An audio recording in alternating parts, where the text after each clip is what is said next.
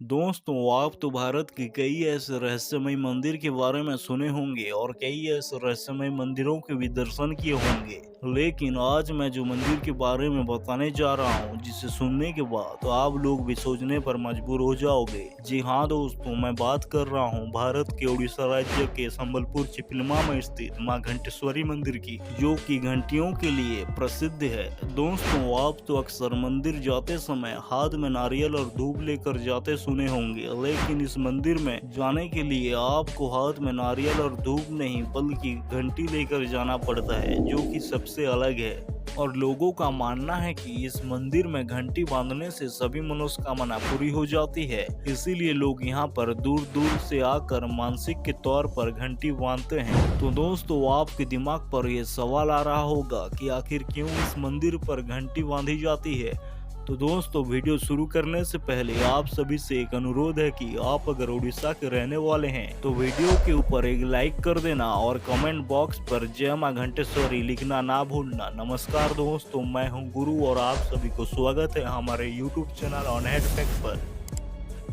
माँ घंटेश्वरी मंदिर, लोगों के माने तो यह मंदिर 450 साल पुराना है और किंवदंती के अनुसार इस मंदिर का निर्माण कुछ इस तरह से हुआ था। एक समय की बात है, महाराष्ट्र के राजा संबलपुर के राजा से मिलने के लिए आया था और उस दौरान संबलपुर के राजा ने महाराष्ट्र के राजा को संबलपुर के जंगल का सैर करा रहा था। तभी उनके साथ कुछ ऐसा हुआ जो उन्हें सोचने पर मजबूर कर दिया। उन्होंने देखा कि एक छोटे से बालक और छोटे से बालिका उनके तरफ आ रहे थे।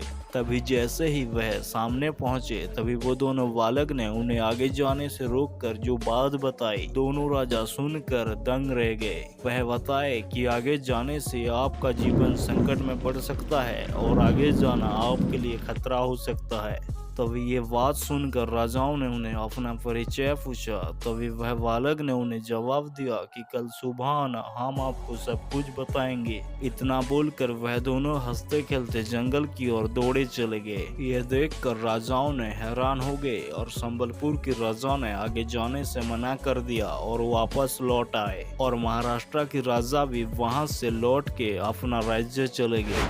और उसी रात संबलपुर की राजा के सपने में भगवान शिव और मां पार्वती दर्शन दिए और बोले कि आज हम आपको बालक के रूप में आकर जंगल में मिले थे, कल सुबह वहीं आना, आगे बड़ा सा नदी है। ये सब बोलकर सपने से गायब हो गए।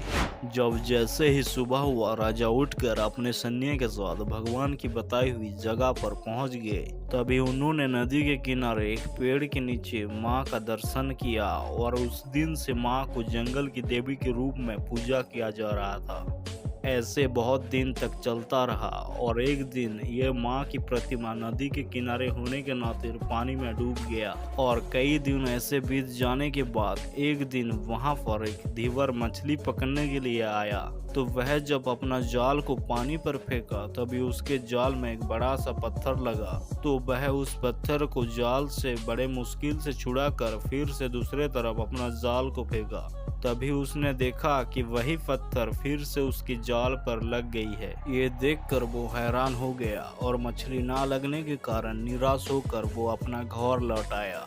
और दूसरे दिन जब उसने फिर से मछली पकड़ने के लिए वहां पहुंचकर जाल फेंका, तो उससे ऐसा लगा कि उसके जाल पर कुछ बड़ा सा चीज फंस गया हो और उसे पानी की ओर खींच रहा हो। लेकिन जब धीवर ने अपना जाल को पानी से निकाला तो देखा कि फिर से वही पत्थर उसके जाल में फंसा हुआ है। ये देखकर वो गुस्सा हो गया और पत्थर को गुस्से में पकड़ के पानी पर फेंक दिया। तभी उसके हाथ से खून निकलने लगा। ये देखकर वो चकित रह गया और डर के मारे वो घर दौड़ा चला आया। और उसी रात माँ उसके सपने में आकर उससे बोले कि मुझे क्यों नहीं पहचाना और तुम मुझे वहाँ पर छोड़कर चले आए। तुम फिर से जाना और मुझे लेकर वहाँ स्थापना करना। और एक बात ये रही कि स्थापना करने के बाद तुम वहाँ पर मत रहना, कहीं दूर चले जाना। ये सब बोलकर माँ उसके सपने से गायब हो गए। और जैसे ही सुबह हुआ, वो माँ की बताई हुई बात मानकर माँ की स्थापना करके वो वहां से बहुत दूर चला गया।